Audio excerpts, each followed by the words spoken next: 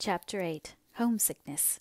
If you are enjoying this audiobook, please take a moment to like and subscribe so I can continue to make content just like this. And it's hame, hame, hame, hame fain what I be. It needed the pretty light papering of the rooms to reconcile them to Milton. It needed more that could not be had. The thick yellow November fogs had come on, and the view of the plain in the valley made by the sweeping bend of the river was all shut out when Mrs. Hale arrived at her new home.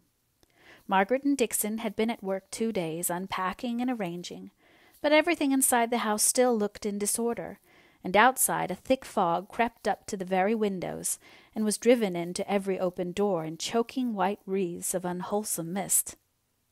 "Oh, Margaret, are we to live here?" asked Mrs. Hale in blank dismay. Margaret's heart echoed the dreariness of the tone in which this question was put. She could scarcely command herself enough to say, "Oh, the fogs in London are sometimes far worse." "But then you knew that London itself and friends lay behind it. Here, well, we are desolate. Oh, Dixon, what a place this is!" "Indeed, ma'am, I am sure it will be your death before long, and then I know who'll— Stay! Miss Hale, that's far too heavy for you to lift." "Not at all, thank you, Dixon," replied Margaret coldly. "The best thing we can do for mamma is to get her room quite ready for her to go to bed, while I go and bring her a cup of coffee."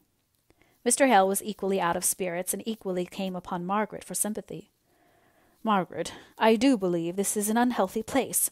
Only suppose that your mother's health or yours should suffer. I wish I had gone into some country place in Wales. This is really terrible," said he, going up to the window. There was no comfort to be given. They were settled in Milton, and must endure smoke and fogs for a season. Indeed, all other life seemed shut out from them by as thick a fog of circumstance.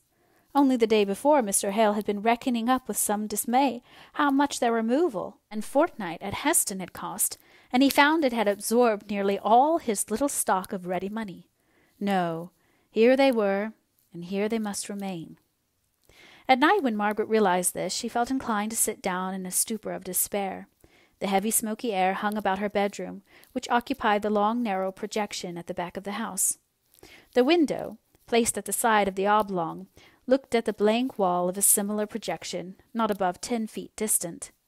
It loomed through the fog like a great barrier to hope. Inside the room everything was in confusion. All their efforts had been directed to make her mother's room comfortable. Margaret sat down on a box. The direction card upon which struck her as having been written at Helston. Beautiful, beloved Helston. She lost herself in dismal thought. But at last she determined to take her mind away from the present, and suddenly remembered that she had a letter from Edith, which she had only half read in the bustle of the morning. It was to tell of their arrival at Corfu, their voyage along the Mediterranean, their music and dancing on board ship, the gay new life opening upon her. Her house with its trellised balcony and its views over white cliffs and deep blue sea. Edith wrote fluently and well, if not graphically. She could not only seize the salient and characteristic points of a scene, but she could enumerate enough of indiscriminate particular for Margaret to make it out for herself. Captain Lennox and another lately married officer shared a villa, high up on the beautiful precipitous rocks overhanging the sea. Their days, late as it was in the year, seemed spent in boating or land picnics, all out of doors, pleasure-seeking and glad. Edith's life seemed like the deep vault of blue sky above her, free, utterly free from fleck or cloud. Her husband had to attend drill, and she, the most musical officer's wife there, had to copy the new and popular tunes out of the most recent English music, for the benefit of the bandmaster. Those seemed their most severe and arduous duties. She expressed an affectionate hope that, if the regiment stopped another year at Corfu, Margaret might come out and pay her a long visit. She asked Margaret if she remembered the day 12-month, on which she, Edith, wrote, how it rained all day long in Harley Street, and how she would not put on her new gown to go to a stupid dinner and get it all wet and splashed in going in the carriage, and how at that very dinner they had first met Captain Lennox. Yes, Margaret remembered it well. Edith and Mrs. Shaw had gone to dinner. Margaret had joined the party in the evening. The recollection of the plentiful luxury of all the arrangements, the stately handsomest of the furniture, the size of the house, the peaceful, untroubled ease of the visitors, all came vividly before her, in strange contrast to the present time. The smooth sea of that old life closed up, without a mark left to tell where they had all been. The habitual dinners, the calls, the dancing evenings, were all going on forever, though her Aunt Shaw and Edith were no longer there, and she, of course, was even less missed. She doubted if any one of that old set ever thought of her, except Henry Lennox. He, too, she knew, would strive to forget her, because of the pain she had caused him. She had heard him often boast of his power of putting any disagreeable thought far away from him. Then she penetrated farther into what might have been. If she had cared for him as a lover, and had accepted him, and this change in her father's opinions and consequent station had taken place, she could not doubt but that it would have been impatiently received by Mr. Lennox. It was a bitter mortification to her in one sense, but she could bear it patiently, because she knew her father's purity of purpose, and that strengthened her to endure his errors, grave and serious though in her estimation they were. But the fact of the world esteeming her father degraded, in its rough, wholesome judgment, would have oppressed and irritated Mr. Lennox. As she realized what might have been, she grew to be thankful for what was. They were at the lowest now. They could not be worse. Edith's astonishment and her Aunt Shaw's dismay would have to be met bravely when their letters came. So Margaret rose up and began slowly to undress herself, feeling the full luxury of acting leisurely, late as it was, after all the past hurry of the day. She fell asleep, hoping for some brightness, either internal or external.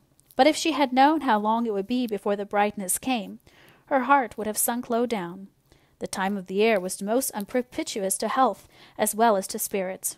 Her mother caught a severe cold, and Dixon herself was evidently not well, although Margaret could not insult her more than by trying to save her, or by taking any care of her. They could hear of no girl to assist her. All were at work in the factories. At least those who applied were well scolded by Dixon for thinking that such as they could ever be trusted to work in a gentleman's house. So they had to keep a charwoman in almost constant employ. Margaret longed to send for Charlotte, but besides the objection of her being a better servant than they could afford to keep, the distance was too great. Mr. Hale was met with several pupils, recommended to him by Mr. Bell, or by the more immediate influence of Mr. Thornton. They were mostly of the age when many boys would be still at school, but according to the prevalent and apparently well-founded notions of Milton, to make a lad into a good tradesman he must be caught young, and acclimated to the life of the mill or office or warehouse. If he were sent to even the Scotch universities, he came back unsettled for commercial pursuits. How much more so if he went to Oxford or Cambridge, where he could not be entered till he was 18. So most of the manufacturers placed their sons in situations from 14 or 15 years of age, unsparingly cutting away all offshoots in the direction of literature or high mental cultivation, in hopes of throwing the whole strength and vigor of the plant into commerce.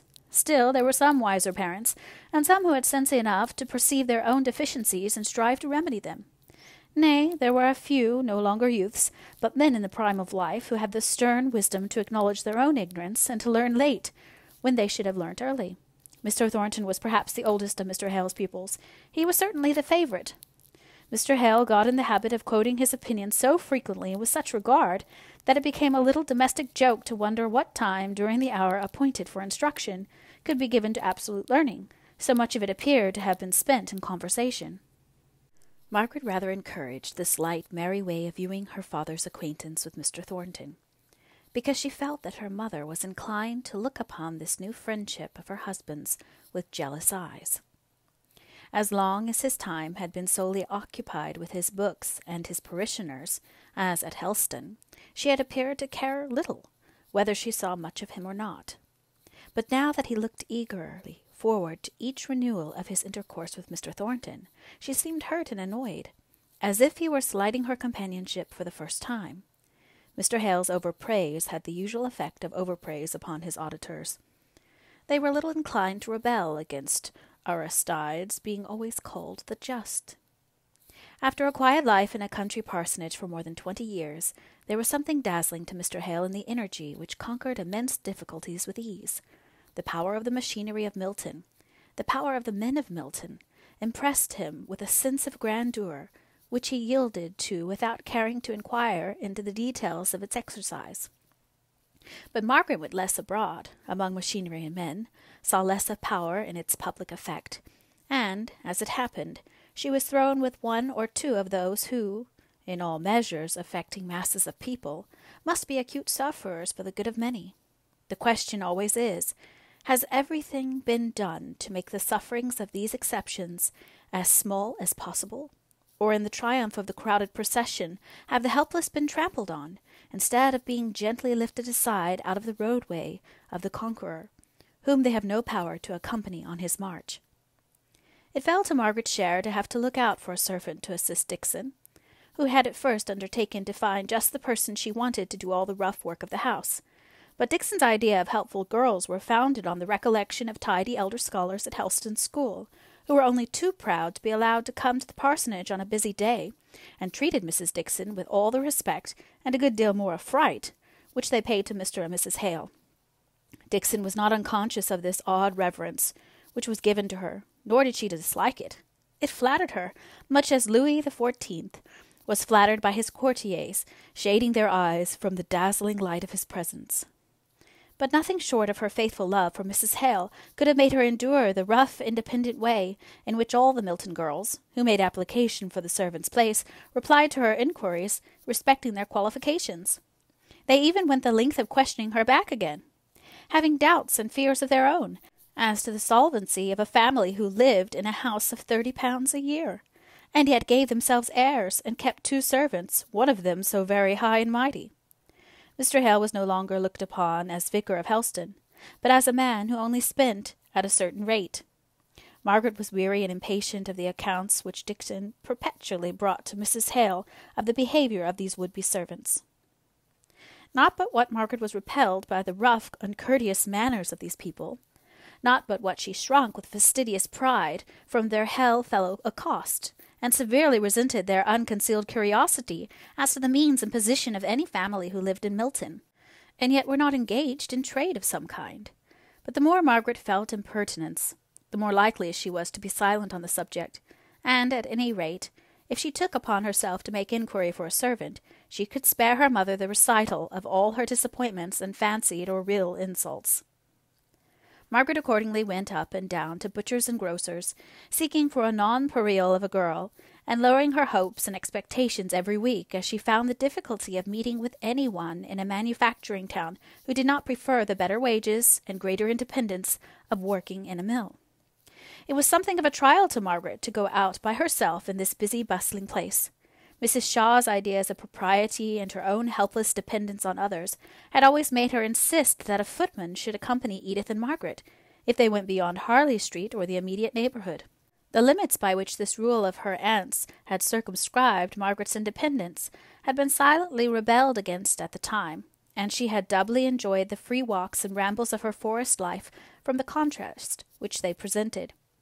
She went along there with a boundless, fearless step that occasionally broke out into a run, if she were in a hurry, and occasionally was stilled into perfect repose as she stood listening to or watching any of the wild creatures who sang in the leafy courts, or glanced out with her keen bright eyes from the low brushwood or tangled firs. It was a trial to come down from such motion or such stillness, only guided by her own sweet will, to the even and decorous pace necessary in streets. But she could have laughed at herself for minding this change, if it had not been accompanied by what was a more serious annoyance. The side of the town on which Crampton lay was especially a thoroughfare for the factory people. In the back streets around them there were many mills, out of which poured streams of men and women 2 or 3 times a day. Until Margaret had learnt the times of their ingress and egress, she was very unfortunate in constantly falling in with them. They came rushing along with bold, fearless faces and loud laughs and jests, particularly aimed at all those who appeared to be above them in rank or station. The tones of their unrestrained voices and their carelessness of all common rules of street politeness frightened Margaret a little at first. The girls, with their rough but not unfriendly freedom, would comment on her dress, even touch her shawl or gown to ascertain the exact material. Nay, once or twice she was asked questions relative to some article which they particularly admired.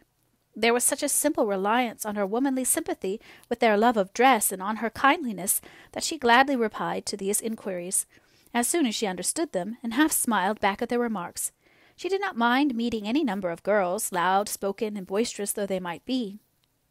But she alternately dreaded and fired up against the workmen, who commented not on her dress, but on her looks, in the same open, fearless manner. She, who had hitherto felt that even the most refined remark on her personal appearance was an impertinence, had to endure undisguised admiration from these outspoken men. But the very outspokenness marked their innocence of any intention to hurt her delicacy, as she would have perceived if she had been less frightened by the disorderly tumult. Out of her fright came a flash of indignation which made her face scarlet and her dark eyes gather flame, as she heard some of their speeches. Yet there were other sayings of theirs, which, when she reached the quiet safety of home, amused her even while they irritated her. For instance, one day after she had passed a number of men, several of whom had paid her the not unusual compliment of wishing she was their sweetheart, one of the lingerers added, "Your bonny face, my lass, makes the day look brighter." And another day, as she was unconsciously smiling at some passing thought, she was addressed by a poorly dressed, middle-aged workman with, "You may well smile, my lass. Many a one would smile to have such a bonny face." This man looked so careworn that Margaret could not help giving him an answering smile, glad to think that her looks, such as they were, should have had the power to call up a pleasant thought. He seemed to understand her acknowledging glance, and a silent recognition was established between them whenever the chances of the day brought them across each other's paths. They had never exchanged a word, nothing had been said but that first compliment. Yet somehow Margaret looked upon this man with more interest than upon anyone else in Milton. Once or twice, on Sundays, she saw him walking with a girl, evidently his daughter, and if possible, still more unhealthy than he was himself. One day Margaret and her father had been as far as the fields that lay around the town. It was early spring, and she had gathered some of the hedge and ditch flowers, dog violets, lesser dandelions, and the like, with an unspoken lament in her heart for the sweet profusion of the south. Her father had left her to go into Milton upon some business, and on the road home she met her humble friends. The girl looked wistfully at the flowers, and, acting on a sudden impulse, Margaret offered them to her. Her pale blue eyes lighted up as she took them, and her father spoke for her. "Thank you, miss. Bessie'll think a deal o' them flowers, that who will, and I shall think a deal o' your kindness. You're not of this country, I reckon." "No," said Margaret, half sighing. "I come from the south, from Hampshire," she continued, a little afraid of wounding his consciousness of ignorance, if she used a name which he did not understand. "That's beyond London, I reckon, and come fra Burnley ways, and 40 miles to the north. And yet, yo see, north and south has both met and made kind of friends in this big smoky place." Margaret had slackened her pace to a walk alongside of the man and his daughter, whose steps were regulated by the feebleness of the latter. She now spoke to the girl, and there was a sound of tender pity in the tone of her voice as she did so that went right to the heart of the father. "I'm afraid you are not very strong." "No," said the girl, "nor never will be." "Spring is coming," said Margaret, as if to suggest pleasant, hopeful thoughts. "Spring nor summer will do me good," said the girl quietly. Margaret looked up at the man, almost expecting some contradiction from him, or at least some remark that would modify his daughter's utter helplessness. But instead he added, "I'm afeard who speaks the truth. I'm afeard who's too far gone in a waste. I shall have a spring where I am bound to, and flowers and amaranths and shining robes besides." Poor lass," said her father in a low tone. "I'm none so sure o' that, but it's a comfort to thee, poor lass, poor lass. Poor father, it'll be soon." Margaret was shocked by his words, shocked but not repelled, rather attracted and interested. "Where do you live? I think we must be neighbours. We meet so often on this road." "We put up at 9 Francis Street, second turn to the left. At that you've gone past the Golden Dragon." "And your name? I must not forget that." "I'm none ashamed of my name. It's Nicholas Higgins, who's called Bessie Higgins. What'n you asking for?" Margaret was surprised at this last question, for at Helston it would have been understood thing, after the inquiries she had made, that she intended to come and call upon any poor neighbour whose name and habitation she had asked for. I meant to come and see you." She suddenly felt rather shy of offering the visit, without having any reason to give for her wish to make it, beyond a kindly interest in a stranger. It seemed all at once to take the shape of an impertinence on her part. She read this meaning, too, in the man's eyes. "I'm none so fond of having strange folk in my house." But then, relenting as he saw her heightened colour, he added, "You're a foreigner, as one may say, and maybe don't know many folk here. And you've given my wench here flowers out of your own hand. You may come if you like." Margaret was half amused, half nettled at this answer. She was not sure if she would go where permission was given, so like a favour conferred. But then they came to the turn into Francis Street. The girl stopped a minute and said, "You'll not forget you're to come and see us." "Aye, aye," said the father impatiently. "Who'll come? Who's a bit set up now? Because who thinks I might have spoken more civilly. But who'll think better on it and come? I can read her proud bonny face like a book. Come along, Bess. There's the mill bell ringing." Margaret went home, wondering at her new friends and smiling at the man's insight into what had been passing in her mind. From that day Milton became a brighter place to her. It was not the long, bleak, sunny days of spring, nor yet was it that time was reconciling her to the town of her habitation. It was that in it she had found a human interest.